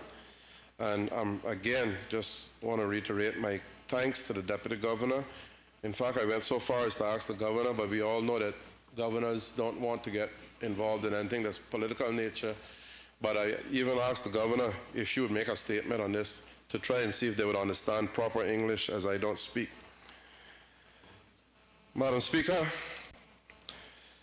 I want to take this opportunity to assure the various stakeholders that they will be given opportunities to provide their input into the strategy and the procurement process, and I encourage them to take advantage of the opportunities to participate when they are offered. I recently had correspondence with the Chamber of Commerce, who again were pushing for yesterday's solution, and I had to say the same to them. You are going to be one of the largest stakeholder groups in the country, and I anticipate that you will take advantage of the opportunity to have your input when that time comes. This is an issue of national importance, Madam Speaker. The Premier himself got up and said that. The Premier traveled with me to Tampa to look at sites, waste management sites. So he has taken an interest in this, although it's not his portfolio, and he supports me every step of the way with what I'm trying to do. And there's one thing I want to say, because I don't like to get up here in this honorable House, Madam Speaker, and castigate anyone on the outside and row and go on, because I believe there's too much work for that. But sometimes some things just get to you. And there's one thing that gets to me, and it got to stop right now. And this is this accusation by the Caymanian Compass, and it's the Cayman Compass it is now, and its owner, Mr. Legge, or whoever owns it, about me being given this subject because I was from Bordentown to stop the dump going to Bordentown. Now, let me tell you something, Madam Speaker. That gets me. That gets me. Because I don't know which horse he rode in here on, but I know how I get here. And he doesn't understand a lot of things in this country. And he believes that he can sit behind a newspaper now and run this country, but it's not going to happen. No, he won't get that privilege. But It is time that Mr. Leggett and his newspaper acts more responsibly. They have 4 pages of local news and 15 to 20 pages of foreign stuff because they don't take the time to do what they need to do. And all they can do is get up and beat the government day in and day out instead of being and going up there and finding some good things to talk about. They look for everything and they keep going on and on and on about this landfill. Now, the only thing I can figure about him and the landfill is that he has some financial thing to gain for when the dark group gets it or got it. Because it had to be why he could be so loyal to them and see that as the only solution according to him. So he should come forward and tell the country what his stake is in being fixed by the dark group. And when I asked the dark group, when I first sat in the first meeting that we had with dark, and we sat with them about the situation we found ourselves in, and I asked them, I said, guys, well, why don't you all then just take and fix this issue since, you know, it's such a problem for you all? They looked at me and they said, we're not in the garbage business, sir. So they're saying that, but yet he at the same time saying they are the only ones with the solution to put it. All they were going to do is dig 2 holes up behind Midland Acres, drop 2 liners in it, and walk away from it, and they're not in the garbage business. And then we were going to continue to build another mount, something else up in BT. Why would we do that, Madam Speaker? That does not make good sense. They were not going to put a waste energy plant there. They were not, government couldn't afford to do it, and DART was not going to do it. And they need to find out what happened with all those land transactions and all of the corrupt practices that were going on, what was going on in Baden Town. That's what they need to be reporting on, and stop talking foolishness about what I'm trying to do for the benefit of this country.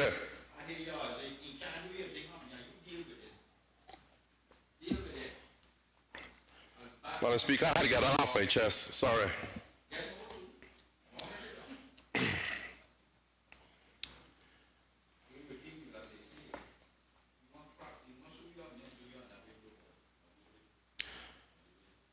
Madam Speaker, as I said to the chamber recently, we all have a vested interest in this, and it's an issue that affects each and every one of us, because the day that garbage is piled up and smelling and causing us health problems in this country, every single one of us is affected by it.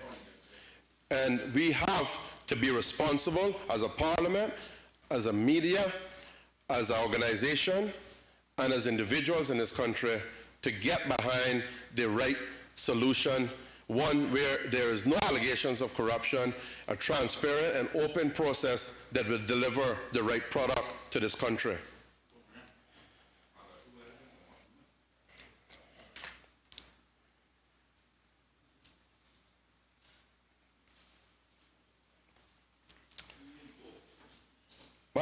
Madam Speaker, recycling and composting of vegetative waste has to form a part of whatever solution that we come up with. And right now, we all know that everything basically just goes to the landfill. That is very, very wrong, Madam Speaker. And one of the things that I'm hoping will come out of this plan and going forward will be the fact that we will have depots in outlying districts that certain items will not get to the landfill.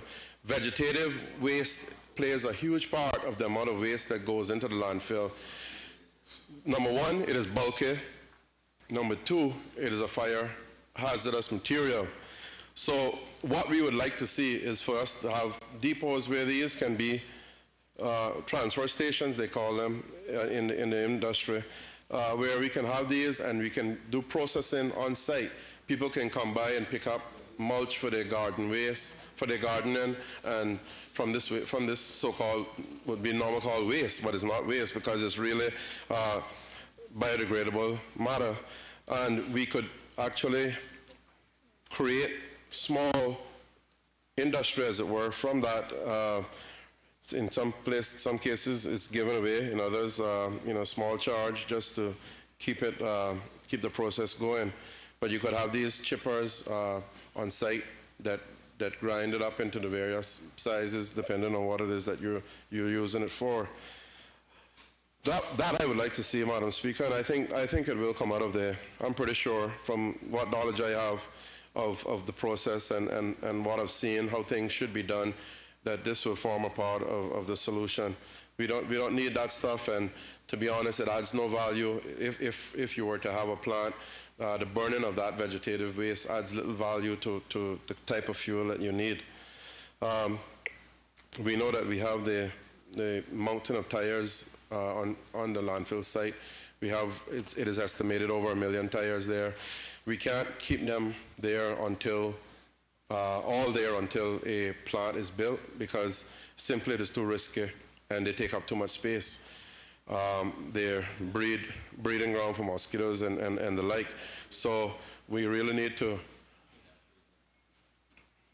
we have, there was a strata that was purchased some time back, and I don't know that the situation with that right now, trying to find that out as to what can be done to process some of the tires if need be.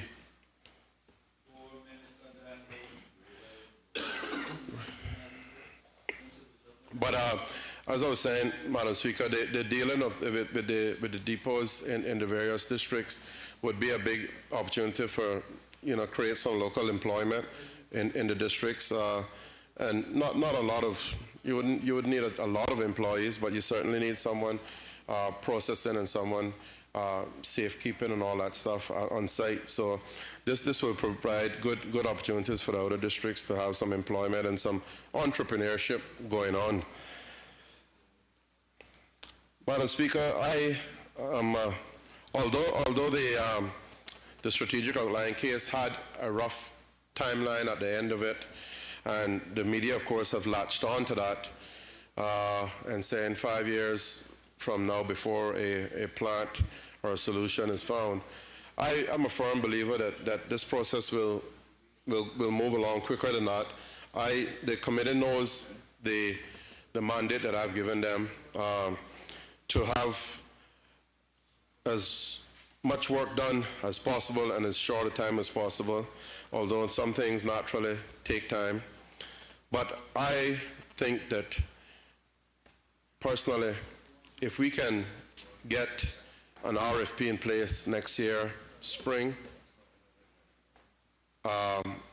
and a partner on board by early summer, that's 2015, I think that we can have a plant in place within 1.5 to 2 years from that. So I am prayerful, very hopeful, by the end of 2016, mid-2017, we will have a solution moving ahead and operations in place at the landfill site, on the current site where it's located. We have 71 acres there, Madam Speaker, and we can put a processing plant there that will remove all of the complaints of odors and environmental health issues. And 40 of those acres right now, probably, Madam Speaker, are taken up with the current landfill. It's Mount Trashmore has been building for 30 years. You drive in there on your right, it extends all the way down to the back. But we have a lot of land on that site, and if organized properly, there's room there to build a plant and to actually build another lined landfill, because we may, depending on the process again that's being used, we may end up with need for a landfill. Because if you have ash or you have plasma rock or whatever it is that residual comes out of a plant, you will have a need for a landfill. So we have to be cognizant of that. We have to ensure that, I personally would like to see this landfill that we have capped as soon as possible. I would like to see it remediated as soon as possible.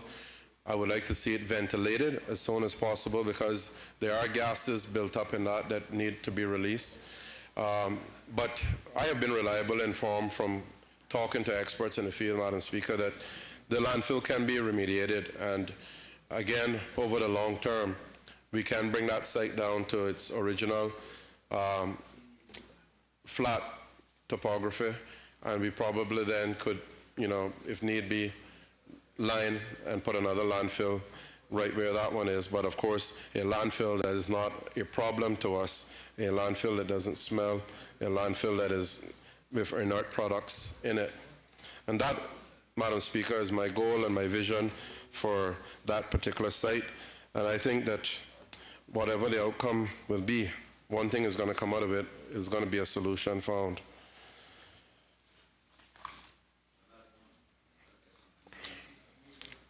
Madam Speaker, I'd like to turn my attention now to another big area of my ministry, and that is to do with sports. And I'm very pleased, at least this one doesn't carry the stress of health, because I can tell you, between the environmental health and health, I don't think any minister needs any more than that. But I don't think you could add to that to make it any worse would be education and labor. I'm pleased to report that the past year has been a very busy and productive one, Madam Speaker, with an increasing number of sports tourism events gracing our shores. We have seen an unprecedented number of visiting athletes, supporters, and spectators. I want to publicly thank the Minister of Tourism, who him and I have a wonderful working relationship, and we have to, because these two things are cross-ministry, and the support of each of us is very important for what has been achieved thus far. The two CONCACAF tournaments, the boys on the 15th in August and the women's on the 20th in January, brought more than 1,000 visitors to our shores, Madam Speaker. My ministry undertook facility upgrades to our three main football fields, the Truman Bodden Field, the Ed Bush Field, and the Annex, in preparation for these events, including upgrades to the lighting systems to allow for the women's under 20 to be televised internationally. Not only were the residents of the Cayman Islands able to take in some world-class football, and football fans far and wide were able to see a bit of the Cayman Islands on their television screens. I'm sure members of this Honorable House will agree that this sort of exposure is invaluable for us and will serve us well as we continue to promote and explore opportunities in the area of sports tourism. Madam Speaker, we had so many really good events. We had NORCECA last month, and actually, no, we're now in June, so in April, we had NORCECA, and the Cayman Islands has become quite a mecca for beach volleyball.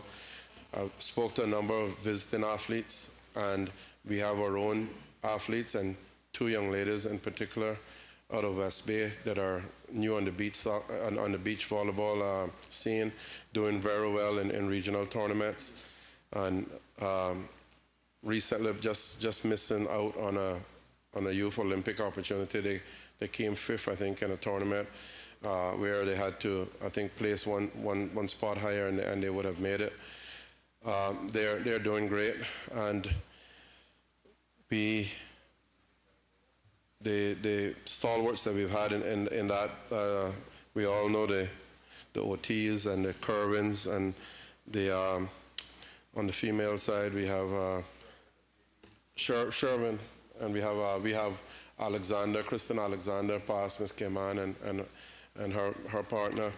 They have really put some good effort into beach volleyball, and under the leadership of Noel Williams, who has made really a lot of contacts in the NORCECA and the international volleyball scene. They have done really well, and they're looking to do more and more tournaments here.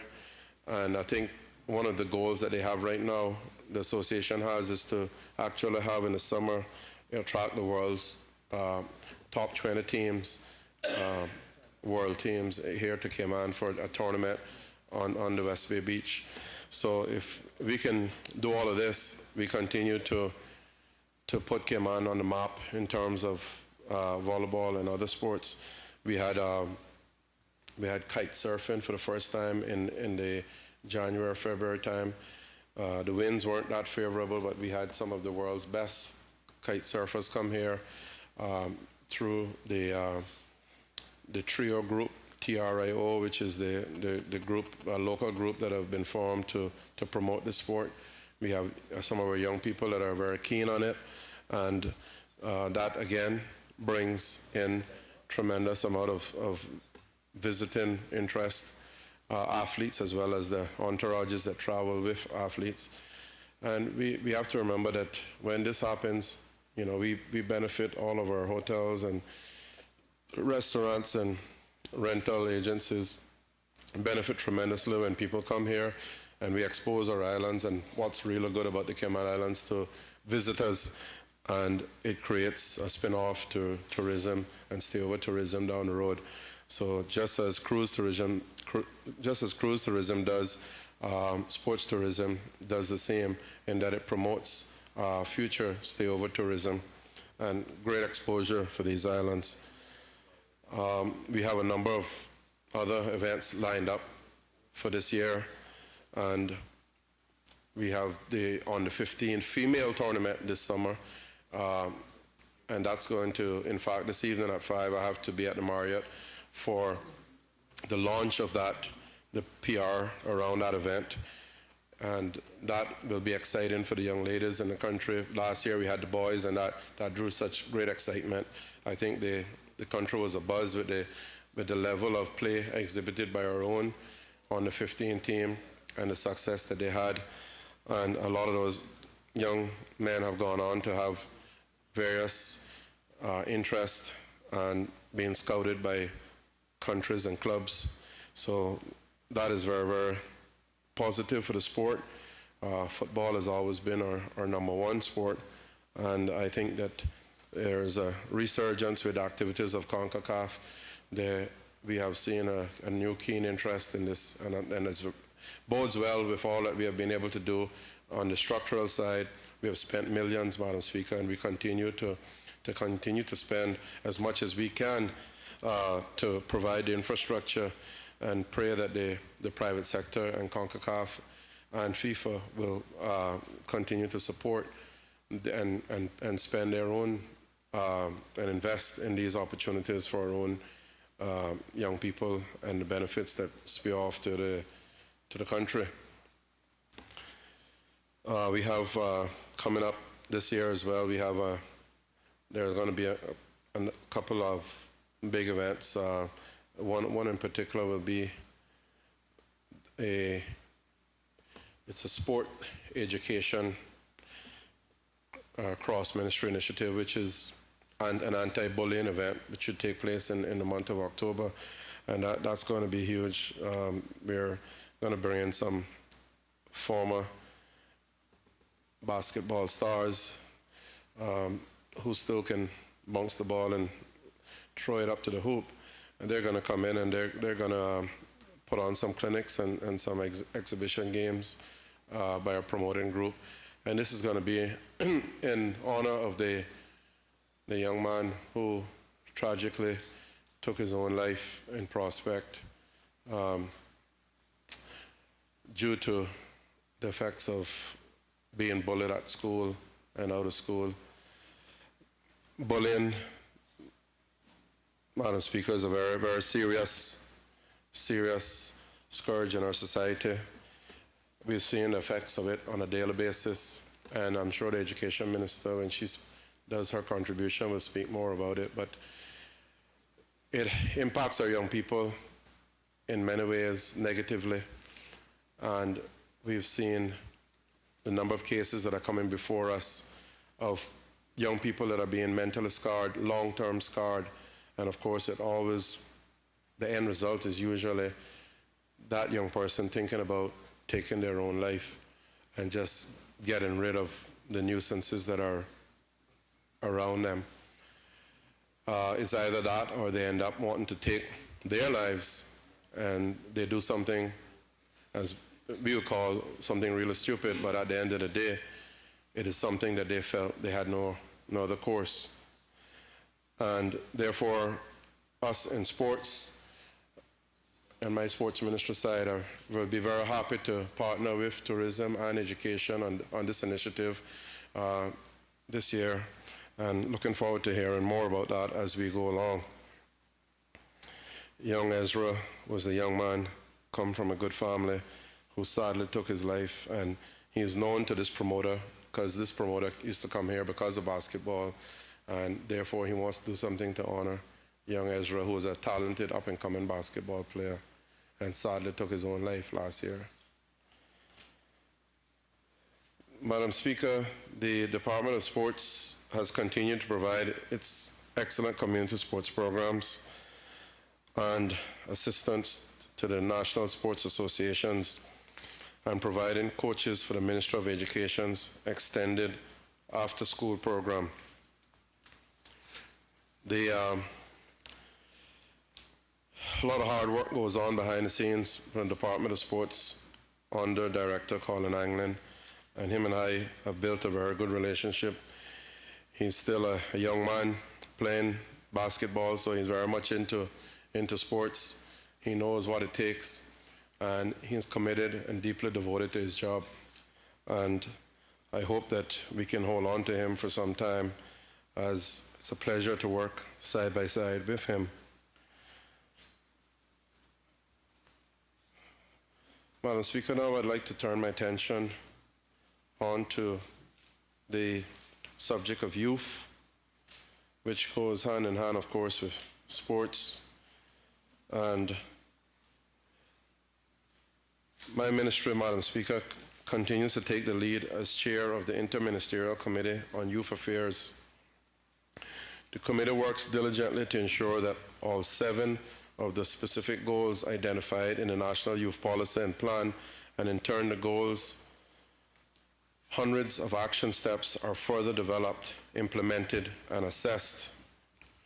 There are several National Youth Policy action steps upon which progress is being made, Madam Speaker. One is the formal identification and evaluation of all youth institutions, organizations, and clubs, and another is the creation of a standardized checklist and minimum qualifications for youth workers. Both of these measures will afford a set of standards in the field and greater safety for youth. Madam Speaker, the Youth Services Unit continues its work to advocate for and lead the youth of these islands. The unit facilitated the production of 2 position papers from the Cayman Islands Youth Assembly. One was public transport survey and recommendations, and 2 were the effects of alcohol and marijuana use in the high school setting and recommendations for remedy. In addition, Madam Speaker, the unit helped organize a youth gospel concert in observation of Caribbean Youth Day, conducted leadership workshops for youth in ethics and core values and in everyday leadership, and continued its weekly assessment visits to the programs of youth service providers who receive government funding. Our Proud of Them youth campaign continues with great success, where we recognize and pay tribute to young people who are role models in our community. The billboards are around the island with the latest recipients of this honor, and these young people have excelled in academics, sports, culture, and civic duties. We are proud of them. Madam Speaker, we often talk about our young people in this country in negative connotations, but I can tell you, I've always known, and I know now even more as Minister of Youth, that we have some wonderful, wonderful young people in this country who serve as role models and do so much good in these islands. We know all about our Youth Flex show on the radio every Wednesday evening on Radio Cayman, and we hear the sort of subjects and the way these young people conduct themselves on the air. These days, there are a proliferation of young ladies that are on there, and I was honored to actually go there and do a visit with them a few weeks ago. And I can tell you, they are so bright that they are actually intimidating. There are no fools in that group, Madam Speaker, and we have so many like that in our islands that do great work through our youth parliament, our youth assembly, our junior achievement, and our service clubs, Rotaract, Leos, you name it, through our various school associations that they have. We have to pay more attention to the good and listen to these young people, because they know what time it is, Madam Speaker. They know what's going on.